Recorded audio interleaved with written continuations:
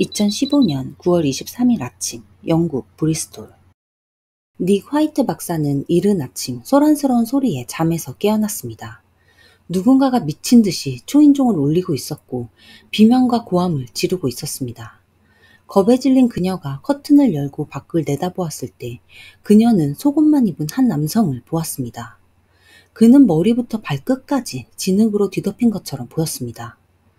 처음에 닉은 이것이 일종의 이상한 농담이나 10대들의 짓궂은 장난이라고 생각했지만 그 남성은 처절하게 비명을 지르며 도움을 요청하고 있었습니다. 몇몇의 이웃들이 무슨 일이 있는지 확인하기 위해 밖으로 나오기 시작했고 패닉에 빠져 비명을 지르고 있는 남성에게 다가갔습니다. 그리고 그들은 곧 이것이 이상한 장난이 아니며 남성을 뒤덮고 있는 것 또한 진흙 같은 것이 아니라는 것을 깨달았죠. 남성의 피부는 다 녹아내려 덩어리져 있었고 살점들이 바닥으로 툭툭 떨어지고 있었습니다.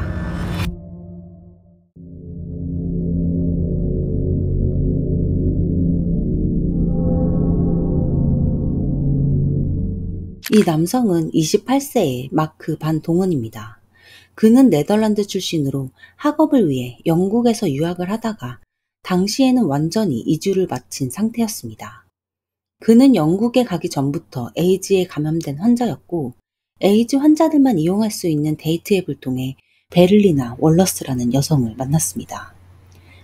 그녀는 48세의 남아프리카 공화국 출신의 패션 디자이너였고 자신보다 20살이나 연상이었음에도 첫눈에 사랑에 빠졌습니다. 베를리나 또한 에이즈 환자였는데 그녀에 따르면 어린 시절 갱단들에게 몹쓸 짓을 당했기 때문이었다고 합니다. 1994년 그녀는 당시 영국 시민권자였던 남자친구와 결혼해 영국으로 이주했습니다. 하지만 두 사람은 약 10년 후 알려지지 않은 이유로 헤어지게 되었죠. 마크와 베를리나는 2010년에 만났고 다른 여느 커플들처럼 처음에는 열렬한 사랑을 했습니다. 마크는 그녀를 벨기에에 살고 있는 자신의 아버지에게 소개까지 시켜주는 등 그녀와의 관계를 꽤 진지하게 생각하고 있었습니다. 그의 아버지는 베를리나가 처음부터 마음에 들지 않았습니다. 나이 차이가 많이 나는 것도 있지만 그녀가 자신의 아들을 이용하고 있다는 느낌을 많이 받았죠. 하지만 아들이 그녀를 많이 사랑하고 있는 것이 보였기 때문에 자신도 그녀와 가까워지려고 노력했습니다. 마크의 아버지는 베를리나를 자신의 친딸처럼 대하려고 노력했고 그녀 또한 아버지를 파파키스라고 부르면서 잘 따랐다고 합니다. 하지만 시간이 지날수록 베를리나는 사소한 일에도 화를 내기 시작했고 나중에는 폭력까지 휘둘렀습니다. 마크의 친구들에 따르면 마크의 온몸에 긁힌 자국과 멍자국을 자주 볼 수 있었다고 합니다. 심지어 베를리나는 자고 있는 마크의 얼굴에 끓는 물을 붓기도 했습니다. 그럼에도 불구하고 마크는 경찰에 신고하지도 않았고 병원 치료를 받으러 갔을 때조차 자신이 실수로 다친 것이고 사고였다고 말했습니다. 얼마 지나지 않아 이 둘은 함께 살기 시작했습니다. 당시 베를리나는 실직 상태였으며 마크는 엔지니어로서 일하면서 꽤 많은 돈을 벌고 있었죠. 마크는 그녀의 호화로운 생활 방식을 책임져야 했으며 남아프리카 공화국에 살고 있는 그녀의 가족들에게까지 돈을 보내야 했습니다. 마크는 여러 번 그녀를 떠나려고 했었지만 그럴 때마다 그녀는 스스로에게 상처를 내면서 그를 협박했습니다. 마크를 계속 붙잡으려는 그녀의 시도는 점점 더 필사적으로 변했습니다. 그녀는 자신의 편리에 따라 임신했다가 유산했다고 주장하기를 반복했습니다. 마침내 그는 베를리나에게 단호하게 헤어짐을 말하고 그녀를 떠났습니다. 이번만큼은 그녀가 무슨 말을 하고 무슨 짓을 해도 결코 흔들리지 않겠다고 다짐했죠. 얼마 후 그는 다시 한번 데이트 앱에 접속하여 바이올렛이라는 여성을 만났습니다. 그는 바이올렛과 잘 맞았고 데이트도 잘 진행되어 가고 있었습니다. 한편 베를리나는 마크에게 새로운 여자친구가 생겼다는 소식을 듣고 이성을 잃었습니다. 그녀는 마크와 바이올렛에게 계속해서 전화를 걸어 그들을 괴롭히고 자신의 삶을 끝내겠다고 위협했습니다. 마크는 자신의 새 여자친구까지 위협을 당하자 경찰에 신고했지만 상황은 점점 더 나빠지고 있었습니다. 베를리나는 온라인에서 화학물질로 인한 공격을 받았던 사람들이 어떻게 됐는지 수많은 사례들을 검색하며 강박적으로 조사를 하기 시작했습니다. 동시에 전 남자친구를 되찾는 방법 등을 검색하기도 했죠.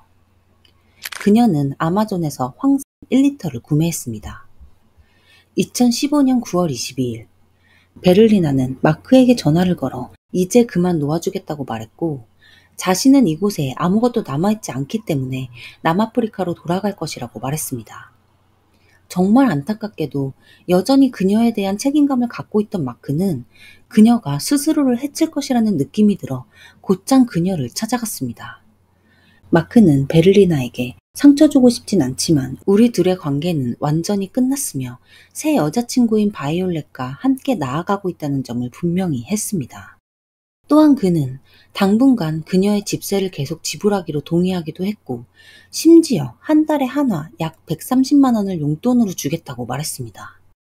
그들은 밤새도록 이야기를 이어나갔고, 어느새 이 둘은 잠이 들었습니다. 마크는 베를리나가 자신을 부르는 소리를 듣고 잠에서 깨어났습니다. 그녀는 내가 당신을 가질 수 없다면 아무도 가질 수 없어 라고 외치며 마크의 얼굴을 향해 황산을 부었습니다. 사건은 순식간에 벌어졌고 그녀가 1리터를 다 쏟아 부을 때까지 마크는 자신에게 무슨 일이 벌어지고 있는지 깨닫지 못했습니다.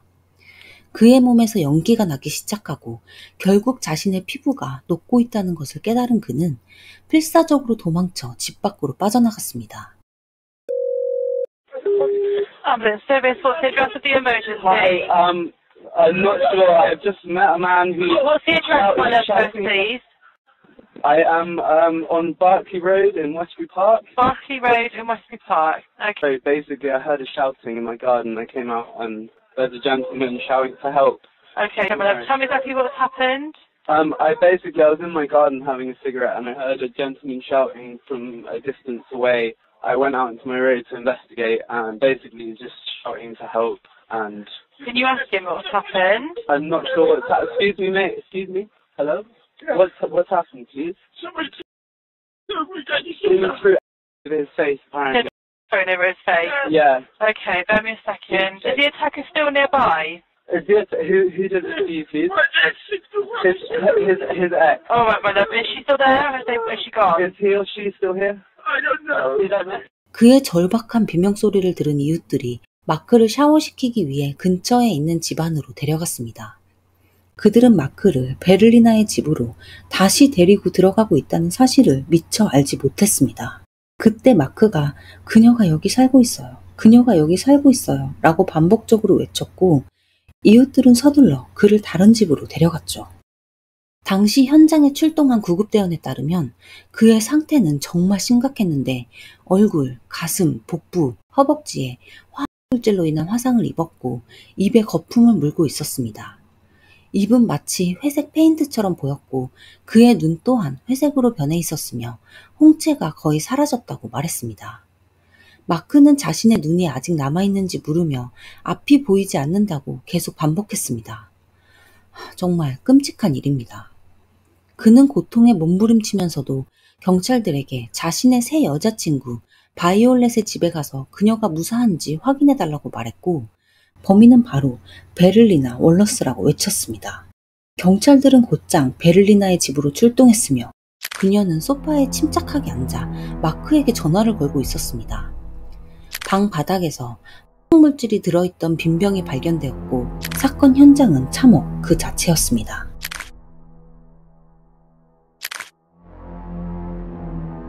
그녀는 신문 도중 마크가 굉장히 폭력적인 사람이었다고 말하면서 그가 화학물질이 들어있는 물을 자신에게 먹이려고 해서 그에게 집어 던진 것뿐이라고 주장했습니다. 마크는 즉시 병원으로 이송되었고 그는 화상치료실로 옮기기 전까지 약 2달 동안 중환자실에서 치료를 받았습니다. 이 기간 내내 그는 끔찍한 고통, 반복되는 폐혈성 감염, 야간 공포증, 우울증, 매우 심각한 외상 후 스트레스 장애를 겪어야 했습니다. 화상은 그의 몸의 4분의 1 이상을 뒤덮었고 손상된 피부의 대부분을 수술로 제거해야 했습니다. 왼쪽 눈은 실명했고 오른쪽 눈 또한 거의 보이지 않았습니다. 끔찍했던 통증은 가려움증으로 변했고 이로 인해 그는 거의 반쯤 정신을 놓은 것처럼 보였습니다. 근육은 모두 사라졌고 아직 몸에 남아있는 화학 물질로 인해 뼈가 서서히 갉아먹히고 있었습니다. 얼마 지나지 않아 마크는 혼수 상태에 빠졌고 결국 한쪽 다리를 절단해야 했습니다. 공격이 있은 지 10개월 후 마크는 깨어났습니다. 시간이 흘러 다행히도 그는 많이 회복할 수 있었고 말을 할 수 있게 되었습니다. 그는 종종 병원 직원들에게 쉽게 짜증을 내고 화를 냈습니다. 때때로 그는 살고 싶다고 말했지만 대부분의 경우 그냥 죽여달라고 애원했죠. 그는 평생 치료가 필요하다는 의사의 조언에 따라 시설에 들어가기로 결정했습니다. 아버지는 생계를 유지하기 위해 벨기에로 돌아가야 했고 마크는 홀로 이 힘든 시간들을 견뎌내야 했습니다.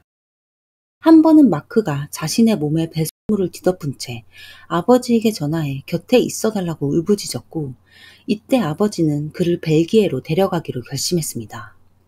벨기에에 도착한 후에도 마크의 고통은 계속되었는데 또 다른 감염으로 인해 목에 튜브를 삽입해야만 했으며 결국 목소리를 잃었습니다. 마크는 안락사를 신청하기로 결정했습니다. 벨기에 의사들은 마크의 신체적, 심리적 고통이 벨기에 법의 기준을 충족한다고 결정했고 마크의 의사를 승인했습니다. 아버지 또한 마크의 의사를 존중한다고 말했습니다.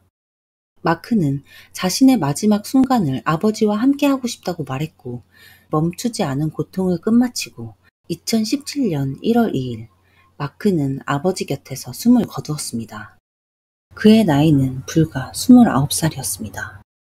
한 남자의 인생을 철저하게 무너뜨린 베를리나의 재판이 시작되었습니다. 그녀는 살인 혐의로 기소되었고 공격 이후 마크가 겪어야만 했던 모든 일들이 자세히 설명되고 있는 동안에도 감정의 변화를 보이지 않았습니다. 그녀는 마크가 다른 여자와 잤다고 자신에게 자랑했고 이로 인해 말다툼이 시작되었다고 주장했습니다. He said to me it was water. I've got water for you. You know, like come and take your medication and go to bed. He wanted me to burn my insides. 심지어 마크가 10대였을 때 네덜란드에서 몸을 팔았다고 주장했지만 이것이 사실이라고 하더라도 이 사건과는 아무런 관련이 없을 뿐더러 이 말을 뒷받침할 증거도 없었습니다.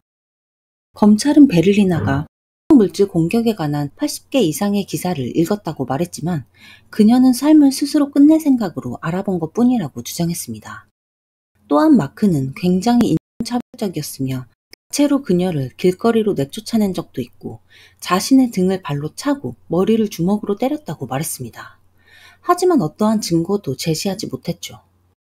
베를리나는 고의로 위험 물질을 던진 혐의로 12년 후 가석방이 가능한 종신형을 선고받았습니다. 살인 혐의에 대해서는 무죄 판결을 받았는데 마크는 공격의 직접적인 결과로 사망한 것이 아니라 15개월 후 스스로 죽음을 선택했기 때문이죠. 마크의 아버지는 그녀가 감옥 안에서 엉망진창이 되어 가석방 자격이 되지 않기를 바랄 뿐이라고 말했습니다. 그녀가 재판을 받기 전 구금되어 있었던 시간을 고려했을 때 빠르면 2027년에 가석방 자격이 주어질 가능성이 있습니다. 최근 몇 년 동안 영국, 특히 런던에서는 화학 물질을 이용한 공격이 증가하고 있다고 합니다. 이 중 피해자의 3분의 2가 남성이었으며 일반적으로 강도나 갱단과 관련된 경우가 많았고 그 다음이 데이트 폭력이었습니다. 성별을 떠나 데이트 폭력은 사랑이 아닌 끔찍한 범죄입니다. 피해자의 명복을 빌며 오늘 영상은 여기서 마치겠습니다. 긴 영상 시청해주셔서 진심으로 감사드립니다. 다음 영상에서 뵙겠습니다.